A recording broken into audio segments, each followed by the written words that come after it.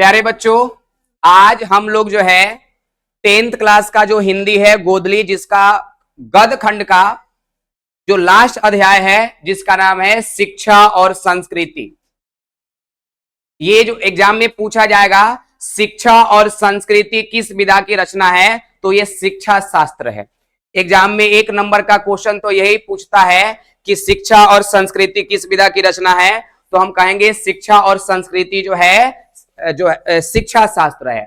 अब रही बात कि शिक्षा शास्त्र के लेखक या शिक्षा और संस्कृति के लेखक कौन है, तो हम बताएंगे महात्मा गांधी। शिक्षा और संस्कृति के लेखक कौन है? महात्मा गांधी है। 2 क्वेश्चन अभी तक कंप्लीट हो गया हम लोगों का इस अध्याय से। अजीत बाबू खाली वीडियो में नामो आवे खातिर वेथी कर रहा है ना, ठीक बा, बहुत अच्छा बा, कौन बात नहीं है। यानी एग्जाम में पूछा जाएगा कि शिक्षा और संस्कृति किस विधा की रचना है, तो हम कहेंगे शिक्षा शास्त्र है। और एग्जाम में पूछा जाएगा शिक्षा और संस्कृति के लेखक कौन है? महात्मा गांधी। तो एक काम करते हैं, सबसे पहले महात्मा गांधी से रिलेटेड कुछ क्वेश्चन है उसको ही देख लेते हैं। और बबुआ, अगर ये आप हमारा हिंदी का क्लास देख रहे होंगे तो आप इतना याद रखिए कि ये हिंदी का क्लास पढ़िएगा और इसमें इतिहास का कई ऐसा क्वेश्चन है जो यहां से कंप्लीट हो जाएगा। यानी पढ़िएगा हिंदी और आपका तैयारी होगा इतिहास का। देखिए इधर प्रश्न है, राष्ट्रपिता महात्मा गांधी का जन्म 2 अक्टूबर 1869 ईस्वी को गुजरात के पोरबंदर में हुआ था। तो किताब बिहार बोर्ड के द्वारा ये कई बार क्वेश्चन पूछा जा चुका है कि महात्मा गांधी का जन्म कब और कहां हुआ था, तो हम कहेंगे 2 अक्टूबर 1869 को गुजरात के पोरबंदर में। उनके पिताजी का नाम करमचंद गांधी था। महात्मा गांधी के पिताजी का क्या नाम था? करमचंद गांधी। और माता का नाम था पुतलीबाई। यानी महात्मा गांधी के माता का क्या नाम था? पुतलीबाई। उनकी प्रारंभिक शिक्षा पोरबंदर और उसके आसपास हुई थी।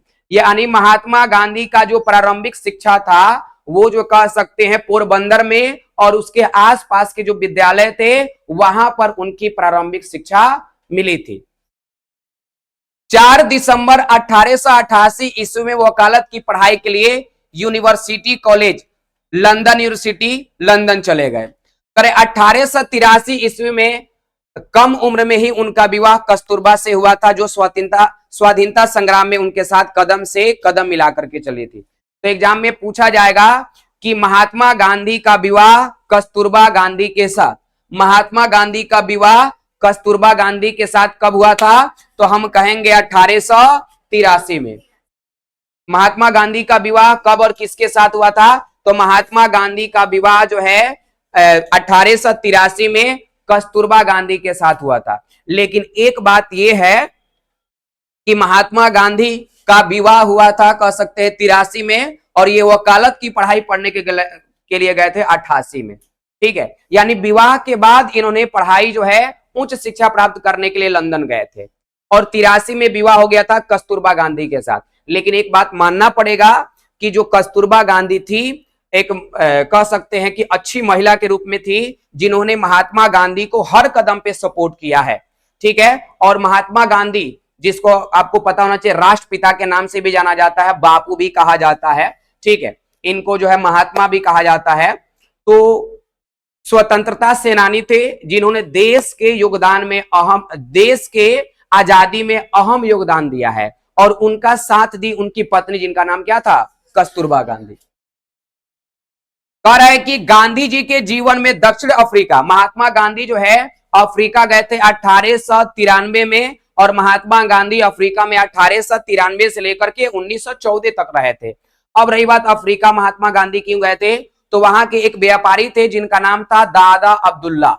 यानी कि दक्षिण अफ्रीका के एक व्यापारी थे जिनका नाम था दादा अब्दुल्ला। उनके ऊपर किसी प्रकार का मुकदमा था जिसकी वकालत करने के लिए उन्होंने महात्मा गांधी को अफ्रीका बुलाया था। तो महात्मा गांधी अफ्रीका गए थे 1893 में, और 1893 से लेकर के महात्मा गांधी 1914 तक रहे थे। 9 जनवरी 1915 को महात्मा गांधी अफ्रीका से भारत लौटे थे। तो एग्जाम में पूछा जाएगा महात्मा गांधी अफ्रीका में कब से कब तक रहे थे। महात्मा गांधी अफ्रीका में कब से कब तक रहे थे, तो हम कहेंगे महात्मा गांधी अफ्रीका में जो है 1893 से लेकर के 1914 तक रहे थे।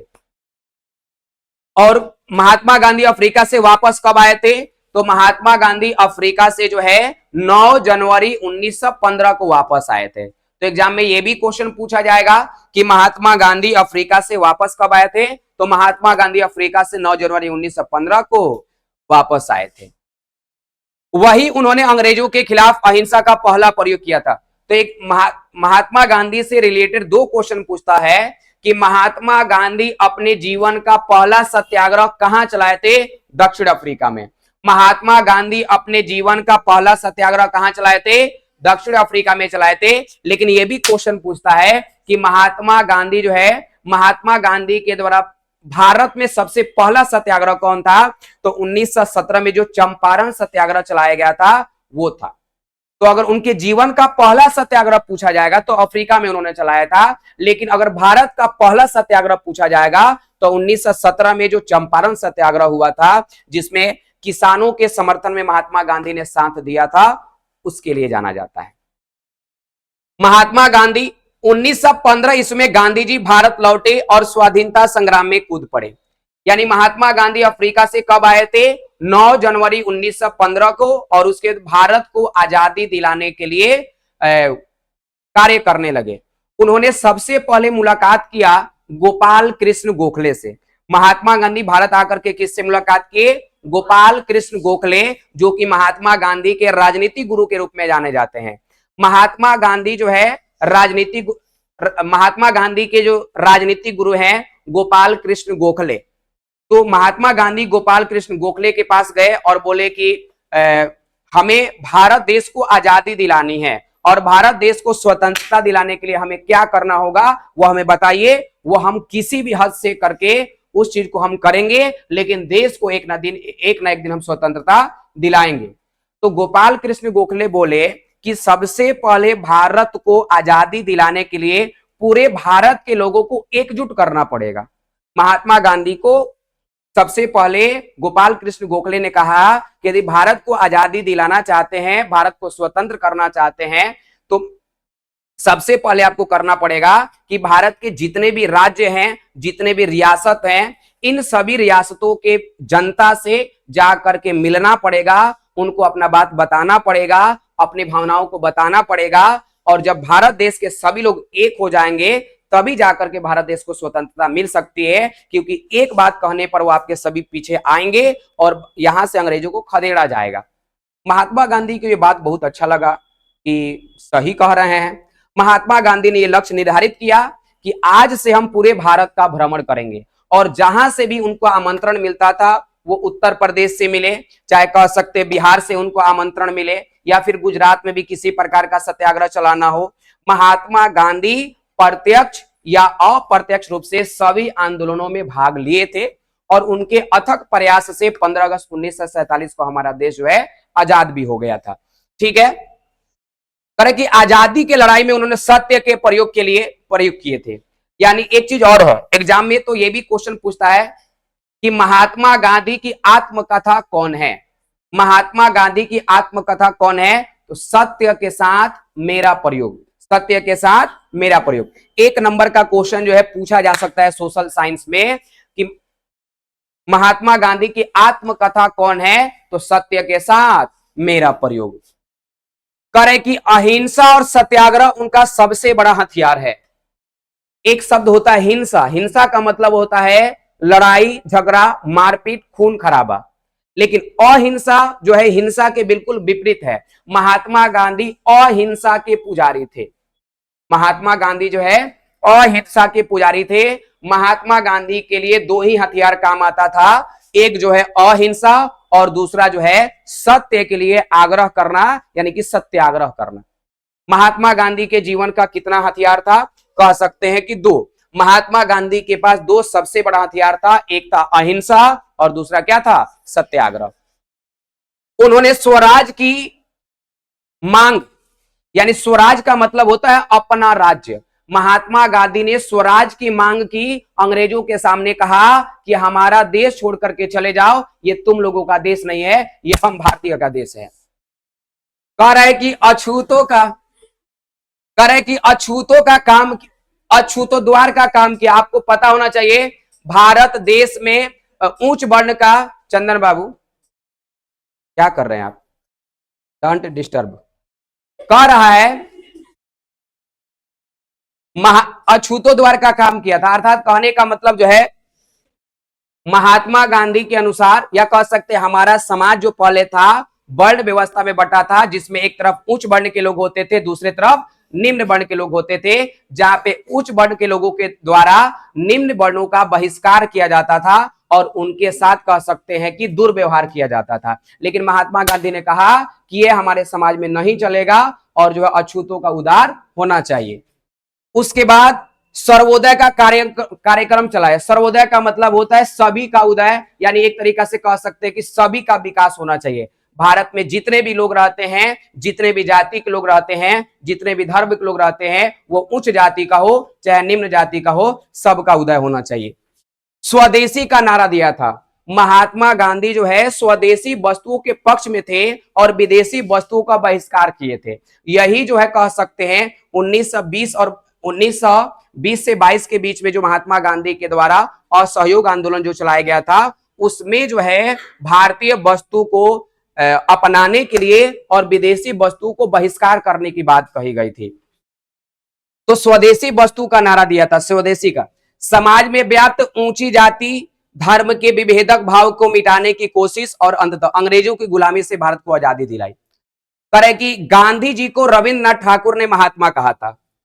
एग्जाम में यह भी क्वेश्चन पूछा गया है कि महात्मा गांधी, मोहनदास करमचंद गांधी को सबसे पहले महात्मा किसने कहा था, तो कहेंगे हम जो है रविंद्रनाथ ठाकुर चाहे रविंद्रनाथ टैगोर।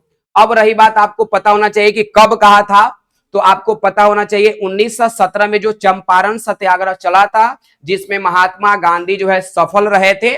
चंपारण सत्याग्रह के बारे में जो आप सोशल साइंस से जुड़ करके पढ़ सकते हैं, ठीक है। तो चंपारण सत्याग्रह सफलता के बाद रविंद्रनाथ टैगोर जो कि पश्चिम बंगाल के रहने वाले थे, बंगाली जो है एक तरीका से लेखक थे, उन्होंने इनको जो है देखा कि चंपारण सत्याग्रह चलाए और महात्मा गांधी चंपारण सत्याग्रह में सफल हुए, तो रविंद्रनाथ टैगोर ने कहा महात्मा। तो एग्जाम में पूछा जाएगा कि मोहनदास करमचंद गांधी को कब और किसने महात्मा की उपाधि दी, तो हम कहेंगे चंपारण सत्याग्रह के बाद, और रविंद्रनाथ टैगोर ने कहा था। उन्हें बापू भी कहा जाता है, राष्ट्रपिता आदि भी कह करके पुकारा जाता है। गांधी ने हिंद स्वराज, सत्य के साथ मेरे प्रयोग आदि पुस्तकें लिखी हैं। यानी एग्जाम में पूछा जाएगा कि महात्मा गांधी का किताब कौन कौन सा है, पुस्तक कौन कौन सा है, तो एक जो है हिंद स्वराज है और उनकी एक आत्मकथा है जिसको कहते हैं हम क्या, सत्य के साथ मेरा प्रयोग।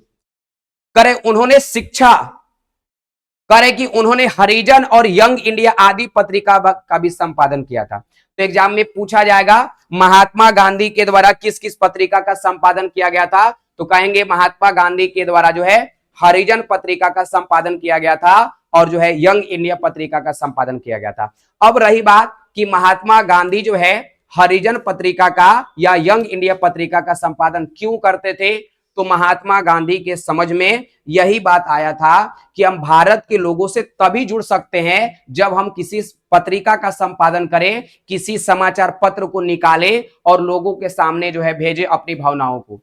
तो महात्मा गांधी जो है अपने भावनाओं को और यहां से अंग्रेजों को खदेड़ने को और देश को आजादी दिलाने की जितनी भी भावनाएं होती थी, लोगों को एकत्रित करने की जो भावनाएं होती थी, वो जो है समाचार पत्र के माध्यम से लोगों के सामने भेजते थे। तो उसके लिए महात्मा गांधी ने हरिजन पत्रिका का संपादन किया था और यंग इंडिया पत्रिका का संपादन किया था। तो एग्जाम में पूछा जाएगा कि निम्नलिखित में से कौन ऐसा पत्रिका है जिसका संपादन जो है महात्मा गांधी ने किया था, तो आप देख लीजिएगा उसमें हरिजन पत्रिका होना चाहिए, नहीं तो यंग इंडिया होना चाहिए। करे कि उनका पूरा जीवन राष्ट्र के प्रति समर्पित था। उन्होंने शिक्षा, संस्कृति, राजनीतिज्ञ तथा सामाजिक एवं आर्थिक पक्षों पर खूब लिखा और उनके प्रयोग के द्वारा भारतवर्ष को फिर से एक उन्नत एवं गौरवशाली राष्ट्र बनाने की कोशिश की। करे कि 30 जनवरी 1948 को एक सरफिरे के द्वारा महात्मा गांधी की हत्या कर दी जाती है। उस सरफिरे का नाम था नाथूराम गोडसे। उस सरफिरे का क्या नाम था? नाथूराम गोडसे। तो एग्जाम में पूछा जाएगा कि महात्मा गांधी की हत्या नाथूराम गोडसे ने कब किया था? तो 30 जनवरी 1948 को। महात्मा गांधी की हत्या कब की गई थी? 30 जनवरी 1948 को।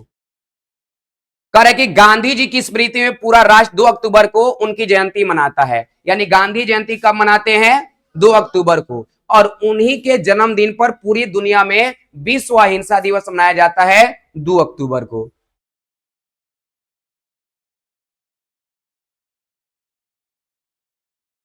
चलिए अब पाठ की तरफ बढ़ते हैं। ये महात्मा गांधी का परिचय था, जहां से ऑब्जेक्टिव क्वेश्चन पूछा जा सकता है या पूछा गया था।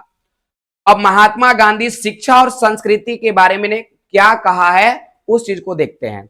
ये आपको आसानी से, जिस प्रकार से आप मछली कहानी समझ लिए थे, जिस प्रकार से आप बहादुर कहानी समझ लिए थे, उस प्रकार से ये चैप्टर समझ में नहीं आएगा। इसमें थोड़ा सा आपको धैर्य रखना पड़ेगा, कहानी को सुनना पड़ेगा, पॉइंट को पकड़ना होगा, वहां से आपका क्वेश्चन बनेगा। एग्जाम में पूछा गया 2 नंबर का क्वेश्चन है कि महात्मा गांधी के अनुसार अच्छा शिक्षा क्या है? करे कि अहिंसक प्रतिरोध सबसे उदात्त और बढ़िया शिक्षा है। तो एग्जाम में पूछा जाएगा कि महात्मा गांधी के द्वारा अच्छा शिक्षा क्या है, तो हम कहेंगे अहिंसक प्रतिरोध सबसे उदात्त और बढ़िया शिक्षा है। करे कि अहिंसक प्रतिरोध सबसे उदात्त और बढ़िया शिक्षा है, वह बच्चों को मिलने वाली साधारण अक्षर ज्ञान की शिक्षा के बाद नहीं बल्कि पहले होनी चाहिए। हमारे यहाँ जो भी बच्चे जन्म लेते हैं, तो जन्म लेने के बाद सबसे पहले उनका पालन पोषण किया जाता है। जब वो बोलना शुरू करते हैं, धीरे धीरे चलना शुरू करते हैं, तो हम उसको जो है अंग्रेजी के बारे में या हिंदी भाषा के बारे में, और अंग्रेजी भाषा का जो व्याकरण होता है उसके बारे में, या हिंदी व्याकरण होता है उसके बारे में अक्षर ज्ञान देने लगते हैं। लेकिन महात्मा गांधी के अनुसार अक्षर ज्ञान देने से पहले उसको बताना है कि अहिंसक प्रतिरोध क्या है।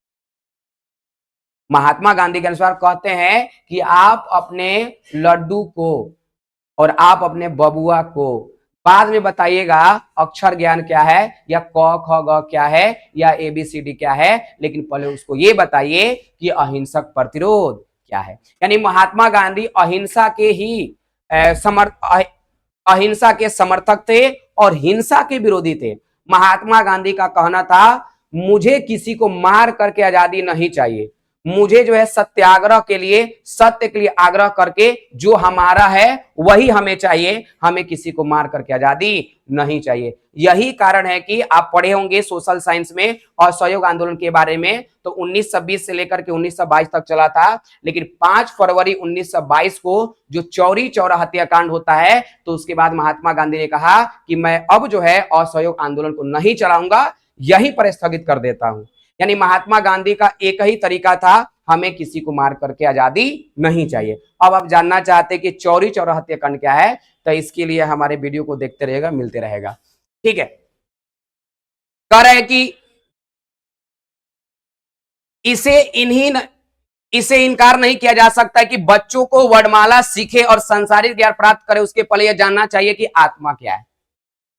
महात्मा गांधी के अनुसार कहते हैं कि वो सांसारिक चीजों को जाने, चाहे अक्षर ज्ञान को जाने, उसके पहले उसको बता देना चाहिए आत्मा क्या है, रूह क्या है, और हम किस वजह से बोल रहे हैं। यानी कि अगर हमारे शरीर के अंदर से आत्मा निकल जाए, रूह निकल जाए, तो हम किसी काम के नहीं है। ठीक है, यानी महात्मा गांधी कहते हैं कि हमें अक्षर ज्ञान और दुनिया की चीजों को जानने से पहले हमें जानना होगा आत्मा क्या है, सत्य क्या है और प्रेम क्या है। कह रहे कि और आत्मा में क्या क्या शक्तियां छुपी हुई हैं। शिक्षा का जरूरी अंग यह होना चाहिए कि बालक जीवन संग्राम में प्रेम से घृणा को ही जीत ले। यानी कि महात्मा गांधी कहते हैं कि अगर आपसे कोई नफरत करता है, तो आपको उसके बदले नफरत करने की आवश्यकता नहीं है, आप उसके नफरत को अपने प्रेम से जीत सकते हैं। देखिएगा, इसके लिए कहावत बड़ी है, लड़का जो है छोटे उम्र में बहुत इसका इस्तेमाल भी करता है, कि महात्मा गांधी ने कहा था कि अगर एक गाल पर कोई थप्पड़ मार रहा है, तो दूसरा गाल भी उसको दे देना चाहिए कि हेव पर एक थप्पड़ मार लो। ठीक है, तो वो कहने का सेंस क्या था महात्मा गांधी का, कि अगर आपसे कोई नफरत कर रहा है, तो आपको उससे नफरत नहीं करना है, बल्कि उसके नफरत को आप प्रेम से जीत सकते हैं। इसके बाद कहा गया है सत्य से असत्य को जीत सकते हैं। यानी कहने का मतलब देखिएगा, ऐसा कहा जाता है कि सत्य परेशान हो सकता है परंतु पराजित नहीं हो सकता। यानी कि बहुत बार ऐसा होता है कि आप किसी बातों को लेकर के आप सत्य हैं, लेकिन आपको लगता है कि हम हार चुके हैं, क्योंकि असत्य की विजय हो जा मतलब होने वाली होती है, लेकिन अंततः हमेशा जो है सत्य की ही जीत होती है। तो आप कभी भी, अगर सत्य का राह चलना मुश्किल है, कठिन है, परंतु इम्पॉसिबल नहीं है। सत्य पर चलने में कठिनाई आती है, असत्य पर लोग बहुत जल्दी आगे बढ़ जाते हैं, परंतु आपको चिंता करने की आवश्यकता नहीं है। आप हमेशा सत्य बने रहिए और सत्य होकर के असत्य को क्या कर लीजिए, जीत लीजिए। कह रहे कि कष्ट सहन से हिंसा को आसानी से साथ जीतना सीखे। अगर आप चाहते हैं, कष्ट सहन से हिंसा को आसानी के साथ जीत सकते हैं।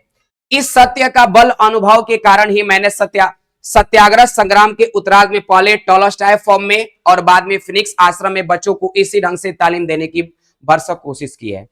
पर मैंने सत्याग्रह और संग्राम को बहुत गहरा तरीका से जाना है, और उसके बाद जो टॉलस्टॉय का जो फॉर्म था, जो विद्यालय था, और जो फिनिक्स का जो विद्यालय था, उसमें मैं चाहता हूं कि बच्चों को उसी प्रकार से शिक्षा दिया जाए कि उसको पहले यह सिखाया जाए कि अहिंसक प्रतिरोध क्या है, उसको अक्षर ज्ञान, सामाजिक ज्ञान बाद में दिया जाए, लेकिन उसको पहले यह बताया जाए कि आत्मा क्या है और सत्य क्या है या फिर प्रेम क्या है। करे मेरी राय में बुद्धि की सच्ची शिक्षा शरीर की स्थूल इंद्रियों का मतलब होता है ज्ञानेंद्रिय। ज्ञानेंद्रिय का मतलब हमें जिससे जानकारी मिलती है। जैसे हमारा जीव जो है ज्ञानेंद्रिय है, हमारा जो आंख है ज्ञानेंद्रिय है, हमारा जो कान है वो ज्ञानेंद्रिय है। यानी कहने को इन सबसे हमें ज्ञान की प्राप्ति होती है। ज्ञान मतलब होता है जानकारी। जैसे देखिएगा कि जैसे जीव हमारी ज्ञानेंद्रिय है, अर्थात कहने का मतलब अगर कुछ भी खाने के लिए सामने रखा रहता है, उस चीज को हम लोग खा करके और पता कर सकते हैं इसका स्वाद क्या है। अर्थात खाने के बाद जीव ने उसको आपको बताया कि इसका स्वाद क्या है, अर्थात इससे आपको जानकारी मिली। ऐसे कान से सुन भी सकते हैं और देख करके भी आपको ज्ञान अर्जन हो सकता है। ये सब हमारी क्या है, ज्ञानेंद्रिय है, चाहे स्थूल इंद्रिया है। कह रहे कि हाथ, पैर, आंख, कान, नाक वगैरह ठीक ठीक उपयोग और तालीम के द्वारा हो सकती है। नाक भी हमारी क्या है, ज्ञानेंद्रिय है। अर्थात कहने का मतलब जो है, समझ सकते इस बात को, अब इस पे हम कुछ बोलना नहीं चाहते। करे दूसरे शब्दों में बच्चों ज्ञानेंद्रिय बुद्धि पूर्वक उपयोग उसकी बुद्धि के विकास का जल्द से जल्द और उत्तम तरीका है, परंतु शरीर और मस्तिष्क के विकास के साथ आत्मा की जागृति उतनी ही नहीं होगी, तो केवल बुद्धि का विकास घटिया और एकांगी वस्तु की साबित होगा। करे कि आध्यात्मिक शिक्षा से मेरा मतलब हृदय की शिक्षा से है। यहां पे है आध्यात्मिक, एक शब्द क्या है, आध्यात्मिक। आध्यात्मिक जो शब्द होता है, जैसे एक शब्द होता है आत्मा और एक होता है परमात्मा। आत्मा यानी जिस वजह से हम बोल रहे हैं, चाहे कोई काम कर रहे हैं, हमारे अंदर आत्मा है। परमात्मा का मतलब क्या होता है, ईश्वर।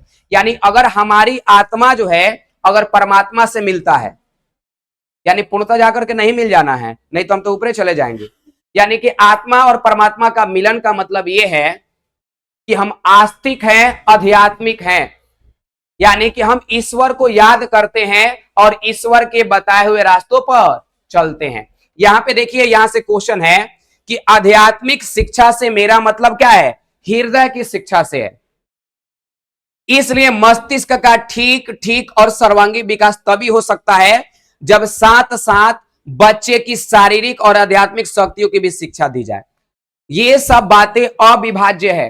अविभाज्य का मतलब जिसका विभाजन पॉसिबल नहीं हो। विभाज्य का मतलब है जो जिसमें भाग लग जाए, जिसको काटा जा सके, लेकिन अविभाज्य का मतलब है जिसे नहीं काटा जा सके, अर्थात इस बात से इनकार नहीं किया जा सकता है।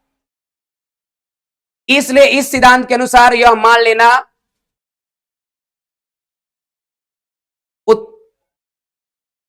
उत्तम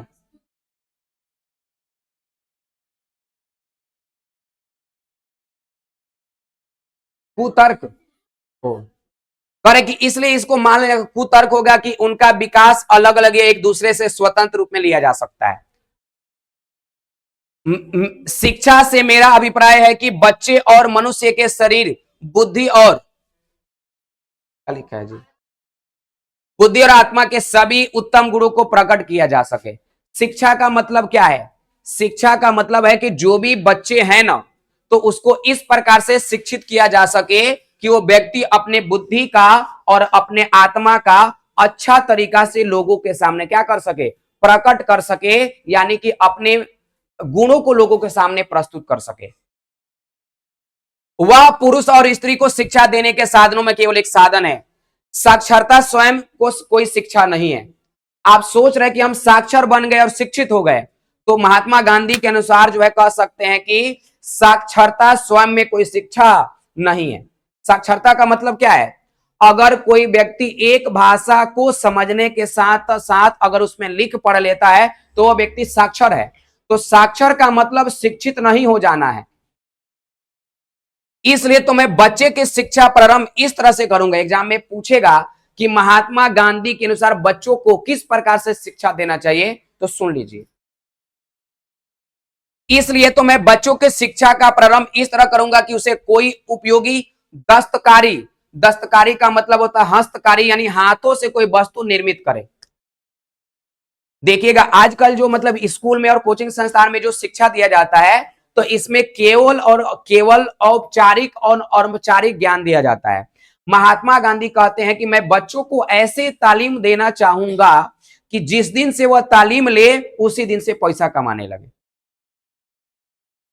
यानी ये हो सकता है हथकरघा चलाना, सूत काटने का काम, यानी उसको ऐसे तकनीक में लगाया जाए जिससे वो तालीम भी प्राप्त करे, अर्थात उसको चलाना भी जाने, चलाना भी सीखे, और सीखने के बाद उसको एक तरीका से आर्थिक आमदनी भी होने लगे। करे कि उसे उपयोगी दस्तकारी सिखाई जाए, जिस क्षण वह अपनी तालीम शुरू करे उसी क्षण से उत्पादन का काम करने योग्य बना दिया जाए। मेरे मतानुसार इस प्रकार की शिक्षा पद्धति में मस्तिष्क और आत्मा का उत्तम विकास संभव है। इतनी ही बात है कि आजकल की तरह प्रत्येक दस्तकारी केवल यांत्रिक ढंग से न सिखाकर वैज्ञानिक ढंग से सिखानी पड़ेगी। आजकल जो भी काम हो रहा है वो मशीनों के माध्यम से हो रहा है, लेकिन महात्मा गांधी का कहना है कि इसे यांत्रिक ढंग से नहीं बल्कि उसे वैज्ञानिक ढंग से सिखाना चाहिए। अर्थात बच्चे को प्रत्येक प्रक्रिया का कारण जानना चाहिए। मतलब यह है कि बच्चों को बस ये बता दीजिए ऐसा होता है, लेकिन महात्मा गांधी का कहना था कि ऐसा होता है ये बाद में बताइए, लेकिन आप पहले ये बताइए कि ऐसा क्यों होता है। ठीक है, करे मैं चाहता हूं कि सारी शिक्षा किसी दस्तकारी या उद्योगों के द्वारा दी जाए।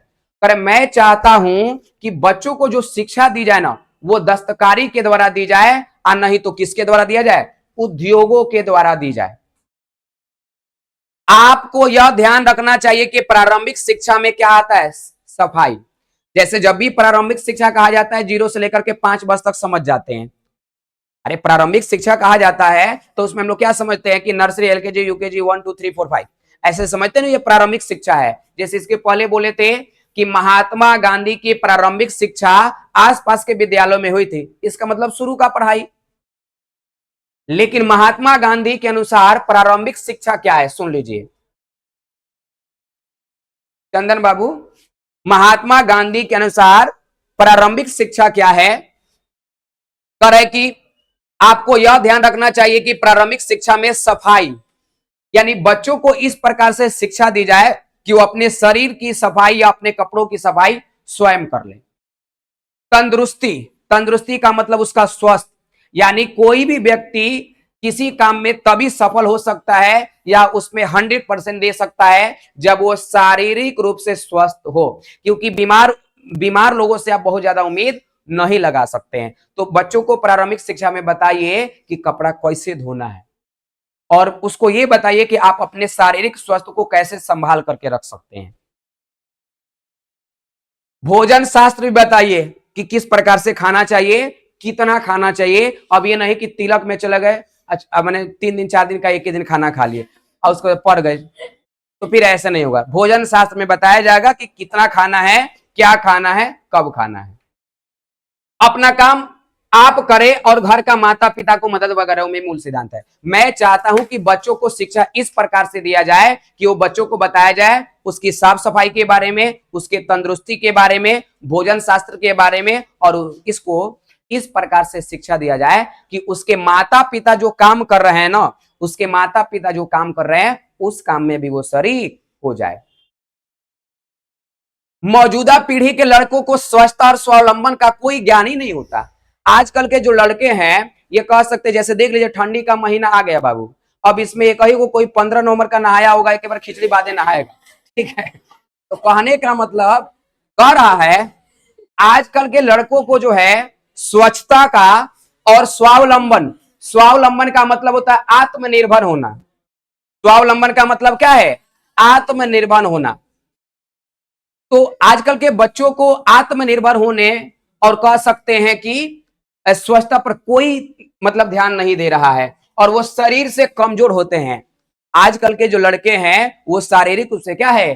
कमजोर हैं। इसलिए मैं संगीतमय कवायद के जरिए मैं उनको अनिवार्य शारीरिक तालीम दिलवाऊंगा।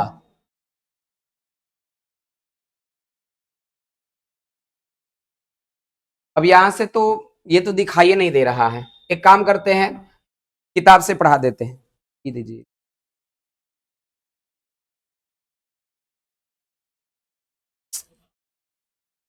कोई दिक्कत नहीं है, इसमें वीडियो में साफ साफ नहीं दिखाई दे रहा है, ठीक है। कह रहा है कि इस प्रकार कताई और दुनाई जैसे ग्रामोद्योगों द्वारा प्राथमिक शिक्षा देने की मेरी योजना में कल्पना यह है कि एक ऐसी शांत सामाजिक क्रांति की अग्रदूत बने जिसमें अत्यंत दूरगामी परिणाम भरे हुए हैं। दूरगामी का मतलब हम आज काम करें तो इससे भविष्य में उससे फायदा हो, ऐसा हमें काम करना चाहिए।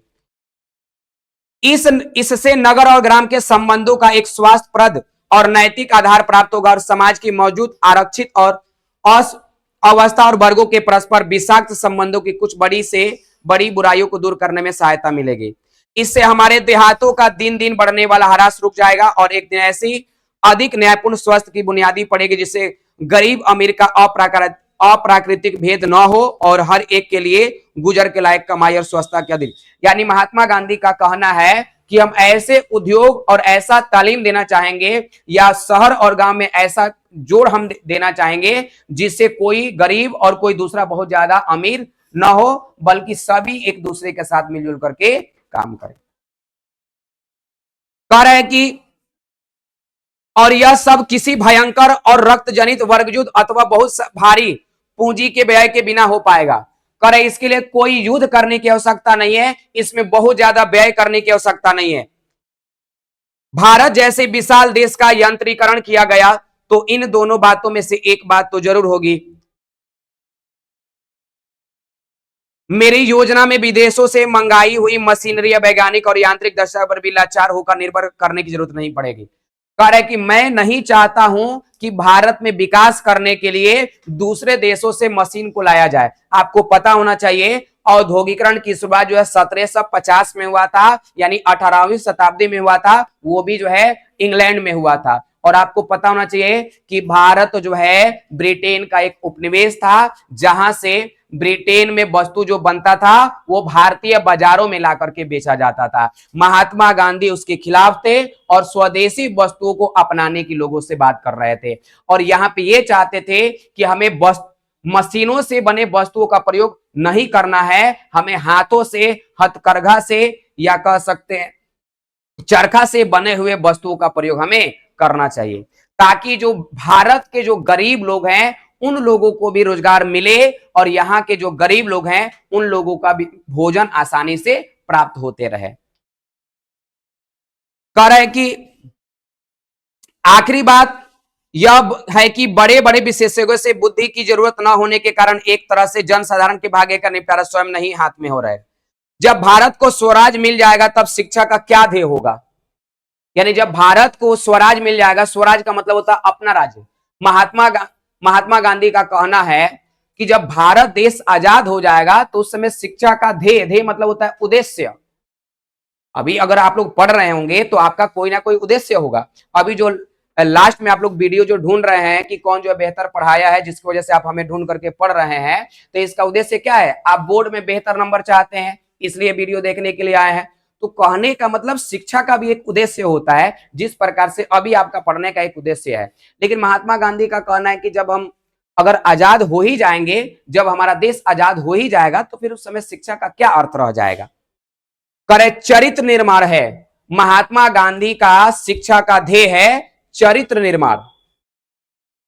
चरित्र निर्माण यानी कहने का मतलब अगर हम लाख पढ़ाई कर लिए और हम जो है कह सकते हैं कि ग्रेजुएट हो गए, मास्टर डिग्री प्राप्त कर लिए और हमारे चरित्र में कोई परिवर्तन नहीं आया और हमारा चरित्र बेहतर नहीं है, तो उस पढ़ाई का कोई महत्व नहीं है। यानी कि पढ़ाई का मूल उद्देश्य है चरित्र निर्माण, क्योंकि पढ़ाई और शिक्षित लोगों का चलना और बोलना और उसका ड्रेसिंग सेंस बता देता है कि व्यक्ति कितना शिक्षित है और कितना अच्छा जानता है। करे कि मैं साहस, बल, सदाचार और बड़े लक्ष्य के लिए काम करने में आत्मोत्सर्ग की शक्ति का विकास कराने की कोशिश करूंगा। यह साक्षरता से ज्यादा महत्वपूर्ण है। किताबी ज्ञान जो उस बड़े उद्देश्य का एकमात्र साधन है। मेरा ख्याल है कि अगर व्यक्ति का चरित्र निर्माण करने में हम सफल हो जाए तो समाज अपना काम आप संभाल लेगा। यहां पे महात्मा गांधी कहते हैं कि सब कोई जो है दुनिया को समझाने चलता है, सब कोई जो है मतलब दुनिया में परिवर्तन देखना चाहता है, लेकिन कोई व्यक्ति खुद में परिवर्तन नहीं देखना चाहता है। महात्मा गांधी कहते हैं कि आप जो दुनिया में परिवर्तन करना चाहते हैं, सबसे पहले वो खुद में परिवर्तन करें। अगर आप खुद को संभाल लेते हैं और फिर अन्य व्यक्ति खुद को संभाल लेंगे, इस प्रकार से पूरी दुनिया ही संभल जाएगी। लेकिन दुख वाली बात है कि कोई खुद को नहीं संभालता है, बल्कि दुनिया को संभालने चलता है। महात्मा गांधी इस पर दुख व्यक्त करते हैं। इस प्रकार जिन व्यक्तियों का विकास हो जाएगा, उनके हाथों में समाज के संगठन का काम मैं खुशी से सौंप दूंगा। यहाँ पे महात्मा गांधी कहते हैं कि आजकल हर एक कोई जो है अंग्रेजी भाषा बोलने पर गर्वान्वित महसूस करता है और उसको लगता है कि मैं विदेशी भाषा बोलता हूं, मैं तो इंग्लिश में बात कर लेता हूं। और कहीं पर कोई हिंदी में बात करता है तो लोग उसे तुच्छ समझते हैं कि बताइए ये क्या पढ़ा लिखा है कि हिंदी में बात कर रहा है। लेकिन महात्मा गांधी वहां पे क्या कहते हैं? महात्मा गांधी को स्वदेशी भाषा से, स्वदेशी वस्तुओं से बहुत ज्यादा लगाव था। महात्मा गांधी कहते हैं कि हमें अपनी मातृभाषा को नहीं भूलना चाहिए और हमें जो है अपनी भाषा को छोड़कर के अंग्रेजी भाषा सीखने की कोई जरूरत नहीं है। आप चाहते हैं कि जैसे अंग्रेजी भाषा में कोई भी चीज छपा है तो उसको हम पढ़ लिख ले, जान ले। तो महात्मा गांधी कहते हैं कि अगर मान लीजिए कोई रूसी लेखक है या कोई जर्मन भाषा के लेखक है, जैसे मैक्स मुलर थे, जर्मनी भाषा में लिखा करते थे, तो उनकी किताब को पढ़ने के लिए हमें जर्मनी भाषा सीखने की क्या जरूरत है? अगर भारत देश में बंगाली भाषा भी बोलने वाले लोग हैं, तो बंगाली भाषा या रविंद्रनाथ टैगोर के उपन्यास पढ़ने के लिए हमें बंगाली सीखने की क्या जरूरत है? कुछ लोग ऐसे रहेंगे हमारे समाज में जो बंगाली भाषा का अनुवाद हिंदी में कर दे, जर्मन भाषा का अनुवाद हिंदी में कर दे, अंग्रेजी भाषा का अनुवाद हिंदी में कर दे, उसको हम हिंदी भाषा में पढ़ लें। हमें अपने भाषा को नहीं छोड़ना है। दूसरे भाषा का जितना भी ज्ञान है सब हमें जानना है, लेकिन इसके लिए हमें अपनी भाषा को नहीं छोड़ना। हमारे समाज में एक ऐसा वर्ग हो जो दूसरे भाषा को हमारे भाषा में अनुवाद कर ले और उस अनुवाद को हम अपने भाषा में पढ़ ले। लेकिन आजकल की हमारी जनता, हमारे देश के लोग, पूरे लोग इंग्लिश के पीछे पड़े हुए हैं कि नहीं हमें इंग्लिश में बात करना है, इंग्लिश जानना है, दूसरे देशों में क्या चल रहा है उसको जानना है। महात्मा गांधी घोर इसका विरोध करते थे। महात्मा गांधी का कहना था हमें दुनिया में जितना भी ज्ञान है सबको जानना है, लेकिन हमें दुनिया के ज्ञान को जानने के लिए उसकी भाषा को सीखने की जरूरत नहीं है, बल्कि उस भाषा को अपने भाषा में अनुवाद कर ले और तब उसको जान जाए। वही चीज यहां पे भी लिखा है, थोड़ा सा सुनिएगा। कर मेरा ख्याल है कि अगर व्यक्ति चरित्र का निर्माण करने में, मैं चाहता हूं कि उस भाषा से मतलब क्या है? अंग्रेजी भाषा पर कटाक्ष की जा रही है। मैं चाहता हूं कि उस भाषा में इसी तरह संसार की अन्य भाषाओं में जो ज्ञान का भंडार पड़ा है उससे राष्ट्र अपनी ही देशी भाषाओं के द्वारा प्राप्त कर ले। जैसे अमेरिका में क्या हुआ है, अमेरिका का कौन लेखक है, इंग्लिश भाषा में लिखा है, हम इंग्लिश भाषा में पढ़ने के लिए इंग्लिश भाषा की तरफ सीखने चले जाते हैं। परंतु महात्मा गांधी का कहना था कि हमें अंग्रेजी को हिंदी में अनुवाद करके पढ़ लेना चाहिए, हमें अपनी भाषा से प्रेम करनी चाहिए। मुझे रविंद्रनाथ की अपूर्व रचनाओं की खूबियां जानने के लिए बंगला सीखने की क्या जरूरत है? अगर मान लीजिए कि आपको रविन्द्रनाथ टैगोर के द्वारा जो भी उपन्यास लिखा गया है, चाहे जो भी ग्रंथ लिखा गया है, उसको जानने के लिए आपको बांग्ला भाषा सीखने की क्या जरूरत है? आप अपनी भाषा में बने रहिए। कोई ऐसा वर्ग होगा जो बांग्ला भाषा को हिंदी में कन्वर्ट करेगा और उस हिंदी के अनुवाद को हम पढ़ लेंगे।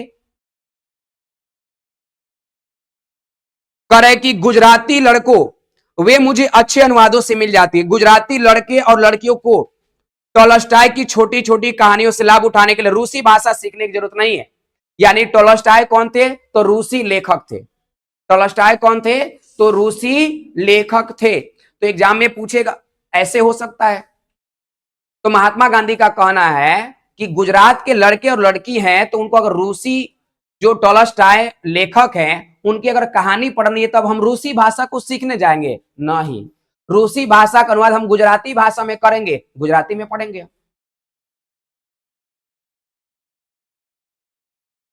कह रहे हैं कि वे उन्हें तो अच्छे अनुवाद के जरिए मिलेंगे। अंग्रेजों को यह गर्व है कि संसार में जो उत्तम साहित्य उत्पन्न होता है वो प्रकाशित होने के एक सप्ताह के भीतर हिंदी सीधी सादी अंग्रेजी में उस राष्ट्र के हाथों में चला जाता है।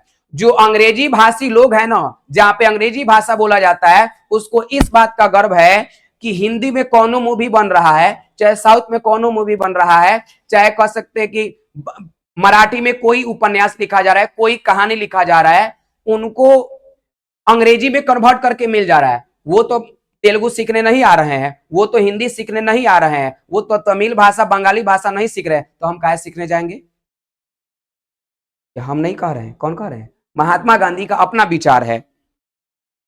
कह रहे हैं कि अंग्रेजों को यह गर्व, ठीक है, कह रहे हैं कि शेक्सपियर और मिल्टन ने जो कुछ सोचा या लिखा उसके उत्तम भाग को प्राप्त करने के लिए मुझे अंग्रेजी सीखने की क्यों जरूरत है? कह रहे शेक्सपियर जो है उसके बारे में जानने के लिए हम अंग्रेजी क्यों सीखें? उसको हम अनुवाद के द्वारा अपनी भाषा में पढ़ लेंगे। उन लोगों को अपने भाषा पर गर्व है और हम लोगों को दूसरी भाषा के ऊपर गर्व हो रहा है। यह अच्छी मित व्यापी होगी यदि हम विद्यार्थियों का एक अलग वर्ग ऐसा रखा जाए जिसका काम यह हो कि संसार के भिन्न भिन्न भाषाओं में सीखने की उत्तम बात वह जान ले और उनके अनुवाद देसी भाषाओं में कर देता हो। यह बात मेरे विचार में नहीं आ सकती कि हम कूप मंडूक बन जाए या अपने चारों ओर दीवारी खड़ा कर ले। मैं ये नहीं कह रहा हूं ना कि आप पूरी दुनिया को छोड़ दीजिए, आप पूरी दुनिया को छोड़ करके एक जो है चारों तरफ से चार दीवारी बना दीजिए और उसी चार दीवारी के अंदर रहिए। हम ये नहीं कह रहे हैं, हम कह रहे हैं कि पूरे संसार का जो ज्ञान है आप सीखिए, लेकिन उस ज्ञान को सीखने के लिए आप रूसी भाषा को सीखिएगा, अंग्रेजी भाषा को सीखिएगा, जर्मन भाषा को सीखिएगा। ये बुरा है। मैं ये नहीं कहता हूं कि आप शेक्सपियर का किताब मत पढ़िए या टॉलस्टॉय का किताब मत पढ़िए, मैक्स मुलर का किताब मत पढ़िए, पढ़िए अपने भाषा में पढ़िए। कह रहे कि मगर मेरा नम्रता पूर्वक यह कथन जरूर है कि दूसरी संस्कृति और समझ कद्र स्वयं अपनी संस्कृति के कद्र होने और हजम कर लेने के बाद होनी चाहिए। करे हमें दूसरे के संस्कृतियों को कद्र करनी चाहिए, हमें दूसरे के संस्कृति और भाषाओं का कद्र करना है, परंतु अपने संस्कृति और भाषा के कद्र के बाद है वो। हम ये नहीं कह रहे कि आप अंग्रेजी को तवज्जो मत दीजिए, लेकिन आपका जो मातृभाषा है उसको सबसे पहले तवज्जो दीजिए। आप अपने माता पिता को तवज्जो न देकर के दूसरे माता पिता को तवज्जो देते हैं, ये गलत बात है। आप दूसरे के माता पिता को भी इज्जत करें, लेकिन पहले अपने माता पिता के बाद, ये होनी चाहिए। कह रहे हैं कि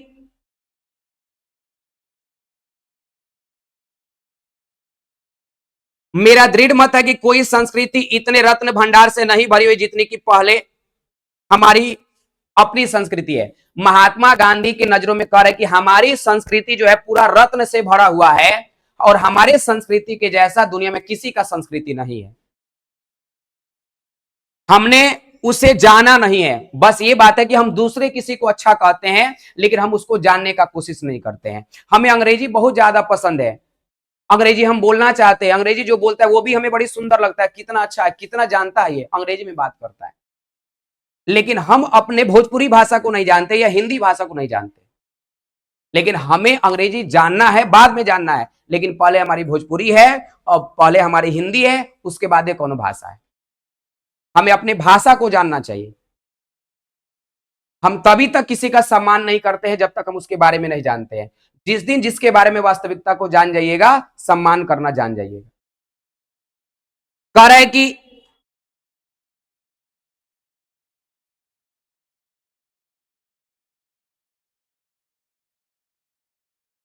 हमने उसे जाना नहीं, हमें उसके अध्ययन को तुच्छ माना। हम हिंदी नहीं पढ़ना चाहते, भोजपुरी नहीं पढ़ना चाहते, हम भारतीय संस्कृति को नहीं जानना चाहते। दूसरी की संस्कृति बहुत अच्छा लग रहा है। आजकल गांव देहात में जाकर के देखिएगा, पहले बाबू गांव देहात में बारात आता था, पहले ये जो कह सकते हैं जो जन्मदिन मनाने का प्रवृत्ति था, ये यहाँ का नहीं, अंग्रेजों का सब है, पश्चिमी सभ्यता है। आजकल सब कोई जो है जन्मदिन मनाना बहुत अच्छा मान रहे हैं। और कह सकते हैं कि जो ये मैरिज हॉल में जो शादी करने वाला जो सिस्टम चल रहा है, बड़ी धूमधाम से चल रहा है, सब लोगों को मैरिज हॉल में शादी करना बहुत अच्छा लग रहा है, लेकिन वो हमारी संस्कृति नहीं है, ये सब अंग्रेजों की संस्कृति। लेकिन हम लोगों को वही अच्छा लग रहा है, और जो उसको करने में सक्षम नहीं, उनको लग रहा है कि वो समाज में हम वैसे नहीं है कि हम मैरिज हॉल में ऐसा सब कर पाए। ये सब दुख की बात है। कह रहे कि हमें उसके अध्ययन को तुच्छ माना है, हमारी संस्कृति उसका मूल्य कम करना सिखाया गया है। हमने उसके अनुसार जीवन बिताना छोड़ दिया है। उसका ज्ञान हो मगर उस पर अमल न किया जाए तो यह मसाले में रखी हुई लाश जैसी है, जो शायद दिखने में सुंदर हो परंतु उसे कोई प्रेरणा या पवित्रता प्राप्त नहीं होती। मेरा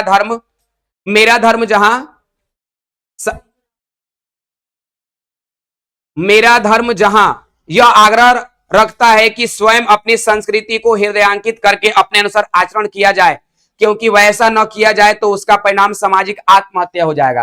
करके अगर हम अपनी संस्कृति को नहीं मानेंगे तो दूसरा हमारी संस्कृति को थोड़ी आगे लेकर के जाएगा। हमें अपनी संस्कृति को बचाने के लिए हमें अपनी संस्कृति का मान सम्मान बढ़ाना पड़ेगा। वहां दूसरी संस्कृतियों को तुच्छ समझने या उनकी उपेक्षा करने का निषेध भी करता है। कोई भी संस्कृति जिंदा नहीं रह सकती अगर वह दूसरों का बहिष्कार करने की कोशिश करती है। याद रखिएगा इस बात को। यह क्या कह रहा है, मैं ये नहीं बोल रहा हूं कि आप दूसरे के संस्कृति को बुराई कीजिए। कह रहा है कि कोई संस्कृति जिंदा नहीं रह सकती अगर दूसरों का बहिष्कार करने की कोशिश करती है। यानी कहने का मतलब हमें दूसरे के संस्कृति को बहिष्कार नहीं करना है, नहीं तो हम दूसरे के बहिष्कार करते करते खुद ही बहिष्कृत हो जाएंगे। यानी कहने का मतलब यह है कि अगर हम चाहते हैं कि लोग भी हमारा अगर प्रशंसा करें तो उसके लिए हमें लोगों की भी प्रशंसा करनी पड़ेगी। अगर हम दूसरे के धर्म को या दूसरे के जाति को या दूसरे देश को या दूसरे भाषा को मान सम्मान की दृष्टि से देखते हैं तो वो भी हमारे भाषा को और हमारे संस्कृति को मान सम्मान से देखेंगे। अगर हम किसी को गाली देते हैं तो हम कैसे उम्मीद कर सकते हैं कि वो हमें जो है भैया कहेगा या फिर अन्य शब्दों से नवाजित करेगा। वो जब आप गाली दीजिएगा तो सामने वाला भी गाली देगा। जब आप सामने वाले के साथ अच्छा व्यवहार कीजिएगा तो सामने वाला भी आपके साथ अच्छा ही व्यवहार करेगा। कह रहे हैं कि इस समय भारत में शुद्ध आर्य संस्कृति जैसी कोई चीज मौजूद नहीं है। आर्य लोग भारत के ही रहने वाले थे, जबरन यहाँ आकर घुसे थे। मुझे इसमें कोई दिलचस्पी नहीं है। मुझे जिस बात में दिलचस्पी है वह मेरे पूर्वज एक दूसरे के साथ बड़ी आजादी के साथ मिल गए और मौजूदा पीढ़ी वाले हम लोग उससे मिलावट की ही उपज हैं। कह रहा है कि मैं ये नहीं जानता कि आर्य लोग, आर्य मतलब होता है ब्राह्मण। महात्मा गांधी का कहना है कि मैं नहीं जानता कि आर्य लोग भारत के थे, यानी ब्राह्मण लोग भारत के हैं या कहीं और जगह से आए हैं।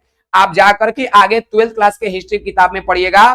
हड़प्पा सभ्यता के बाद वैदिक सभ्यता जिसमें वेदों की रचना की गई थी और वो ब्राह्मण के द्वारा किया गया था। तो ब्राह्मणों की विस्तृत जानकारी जो कह सकते हैं कि वैदिक सभ्यता में आपको पढ़ने को मिलेगा। तो महात्मा गांधी कहते हमको नहीं पता है और मैं इसमें झंझट में पढ़ना भी नहीं चाहता कि ब्राह्मण यहां के हैं या कहीं और से आए हैं। कह रहे हैं कि मैं नहीं चाहता कि मेरे घर के चारों ओर दीवारें खड़ी कर दी जाए और मेरी खिड़कियां बंद कर दी जाए। मैं चाहता हूं कि सब देशों की संस्कृति की हवा मेरे घर के चारों ओर अधिक से अधिक स्वतंत्रता के साथ बहती रहे। मैं नहीं चाहता हूं कि अलग देशों की संस्कृति हमारे देश में नहीं आए। मैं ये चाहता हूं कि अलग अलग देशों की संस्कृति भी हमारे देश में आए, लेकिन वो संस्कृति हमारे देश की संस्कृति के क्या हो, बाद में हो। मगर मैं उनसे किसी के झोंके में उड़ नहीं जाऊंगा। यह नहीं कि दूसरी संस्कृति आए और हम अपनी संस्कृति को भूल जाए, ऐसा नहीं होना चाहिए। मैं चाहूंगा कि साहित्य में रुचि रखने वाले हमारे युवा स्त्री और पुरुष जितना चाहे अंग्रेजी और संसार की दूसरी भाषाएं सीखे और उसे यह भी आशा रखता हूं कि वे अपनी विद्वता का लाभ भारत और संसार को उसी तरह दे जैसे बोस, राय और स्वयं कविवर ने दिया था। लेकिन मैं यह नहीं चाहूंगा कि एक भारतवासी अपनी मातृभाषा को भूल जाए, उसकी उपेक्षा करे और उस पर शर्मिंदा हो या अनुभव करे कि वह अपनी खुद की विदेशी भाषा में विचार नहीं व्यक्त कर सकता। मैं ये नहीं कह रहा हूं कि आप दूसरी भाषा को मत सीखिए, लेकिन दूसरी भाषा को सीखिए, लेकिन अपनी भाषा को भी मतलब कह सकते हैं मान सम्मान बढ़ाए। कह रहे कि मेरा धर्म कैद खाने का धर्म नहीं है। एग्जाम में पूछा जाएगा कि मेरा धर्म कैद खाने का धर्म नहीं है, ऐसा किसने कहा था? मेरा धर्म कैद खाने का धर्म नहीं है, ऐसा किसने कहा था? तो हम कहेंगे महात्मा गांधी ने कहा था। भारतीय संस्कृति उन भिन्न भिन्न संस्कृतियों के सामंजस्य के गृहित प्रतीक है जिनके हिंदुस्तान में पैर जम गए हैं, जिनका भारतीय जीवन पर प्रभाव पड़ चुका है और स्वयं भी भारतीय जीवन से प्रभावित है। यह सामंजस्य कुदरती और स्वयं स्वदेशी ढंग का होगा, जिसमें प्रत्येक संस्कृति के लिए उचित स्थान सुरक्षित होगा। वह अमेरिकी ढंग का सामंजस्य नहीं होगा, जिसमें एक प्रमुख संस्कृति बाकी संस्कृतियों को हजम कर लेती है, जिसका लक्ष्य मेल की तरफ नहीं बल्कि कृत्रिम और जबरदस्ती की तरफ एकता की ओर है।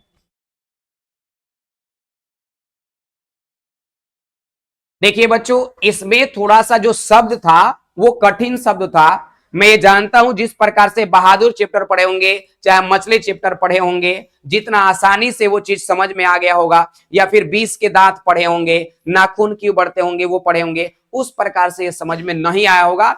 नहीं आया होगा तो एक काम कर सकते हैं, आपके पास वीडियो उपलब्ध है, इसको 2-4 बार देखिएगा, समझ में आ जाएगा। अब रही बात जो हमने पढ़ा वो समझ में आया या नहीं आया, तो इसके लिए आप क्या कर सकते हैं, हम जो प्रश्न पूछ रहे हैं उसका आपको जवाब देना है। अगर आप बता दीजिए इसका मतलब समझ में आया, और अगर नहीं बताए तो एक बार और वीडियो देख लीजिए, इसमें क्या दिक्कत। इसका भी पीडीएफ नहीं बना पाए, ठीक है, तो इसका भी क्वेश्चन हम पूछ ही लेते हैं। चलिए, पहला प्रश्न है बबुआ, ये 2023 में पूछा है, ये 2023 में पूछा है, 2024 में पूछा है। गांधी जी को किसने महात्मा कहा था? ऑप्शन सुन लीजिएगा, पहले ऑप्शन सुनिएगा। बिपिन चंद्रपाल, रविंद्रनाथ टैगोर, बाल गंगाधर तिलक या कस्तूरबा गांधी? कौन? अच्छा, ऐसा बतिया, यह बतिए बाबू, ठीक बा। कह रहा है कि 2024 में क्वेश्चन पूछा है। कब प्रश्न पूछा है बबुआ? 2024 में। कोई संस्कृति इतने रत्न भंडार से नहीं भरी हुई जितनी कि हमारी अपनी संस्कृति है, किसने कहा था? भीमराव अंबेडकर, डॉक्टर राजेंद्र प्रसाद, महात्मा गांधी या इनमें से कोई नहीं? 2024 में क्वेश्चन पूछा है, अहिंसा दिवस के रूप में किसका जन्म दिवस मनाया जाता है? रविन्द्रनाथ टैगोर, अरविंद घोष या महात्मा गांधी या यतीन्द्र मिश्र? 2023 में क्वेश्चन पूछा था, महात्मा गांधी को महात्मा किसने कहा? जवाहरलाल नेहरू, राजेंद्र प्रसाद, रविंद्रनाथ टैगोर, सरदार पटेल? कह रहे कि टॉलस्टॉय कौन थे? फ्रेंच लेखक, चीनी लेखक, रूसी लेखक, जापानी लेखक? कह रहे कि हरिजन पत्रिका के संपादक कौन है? महात्मा गांधी, विनोबा भावे, भीमराव अंबेडकर या फिर राजेंद्र प्रसाद? 2020 में प्रश्न आया था लड्डू कि दक्षिण अफ्रीका से महात्मा गांधी कब आए थे? 1914, 1915, 1918, 1920? लेकिन क जनवरी को बबुआ? 2021 में भी क्वेश्चन है, 2020 में भी। महात्मा गांधी के पिताजी का नाम क्या था? धर्मचंद्र गांधी, मीरचंद गांधी, हरिचंद गांधी, करमचंद गांधी?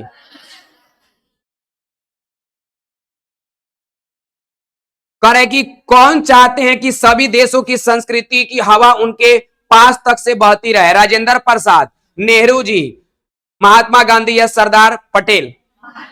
अच्छा, गांधी जी अफ्रीका में कब से कब तक रहे थे?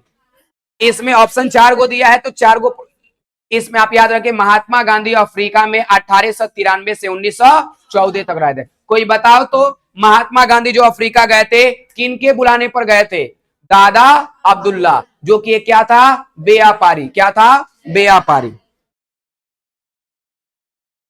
कह रहा है 2018 में क्वेश्चन पूछा था, महात्मा गांधी के अनुसार उदात्त व बढ़िया शिक्षा क्या है? आध्यात्मिक शिक्षा, यांत्रिक शिक्षा, साक्षरता या अहिंसक प्रतिरोध। 2020 में क्वेश्चन पूछा है, शिक्षा और संस्कृति किस विधा की रचना है? तो शिक्षा शास्त्र है। क्या है? फिर क्वेश्चन पूछा है, शिक्षा और संस्कृति पाठ के लेखक कौन हैं? रविंद्र ठाकुर, विनोबा भावे, भीमराव अंबेडकर या महात्मा गांधी। कह रहा है 2023 में आया था क्वेश्चन, मैं चाहता हूं कि सब देशों की संस्कृतियों की हवा मेरे घर के चारों ओर अधिक से अधिक स्वतंत्रता के साथ बहती रहे। किसने कहा था? 2022 में क्वेश्चन पूछा गया था कि गांधी जी की स्मृति में पूरा राष्ट्र किस तारीख को उनकी जयंती मनाता है? 4 नवंबर को, 3 अक्टूबर को, 2 अक्टूबर को या 6 अक्टूबर को? 2022 में क्वेश्चन था, मेरा ख्याल है कि अगर व्यक्ति का चरित्र निर्माण करने में हम सफल हो जाएं और समाज अपना काम सफल हो जाए, समाज अपना काम आप संभाल लेगा। यह कथन किसका है? भीमराव अंबेडकर का, रामधारी सिंह दिनकर का, महात्मा गांधी का या सुमित्रानंद पंत का? फिर अगला जो प्रश्न है कि महात्मा गांधी का जन्म कब हुआ था? 2 अक्टूबर 1800। अगला जो प्रश्न है, महात्मा गांधी का विवाह कब और किसके साथ हुआ था? तो महात्मा गांधी का विवाह 1883 में कस्तूरबा गांधी जी के साथ हुआ था। किसके साथ हुआ था बबुआ? इतना ही प्रश्न इसमें जो है छापा गया है, ठीक है। और आपको इससे भी ज्यादा प्रश्न जो है हमारे नोट्स में मिल सकता है। अगर आप हमारा नोट्स लेना चाहते हैं तो हमसे जुड़ सकते हैं।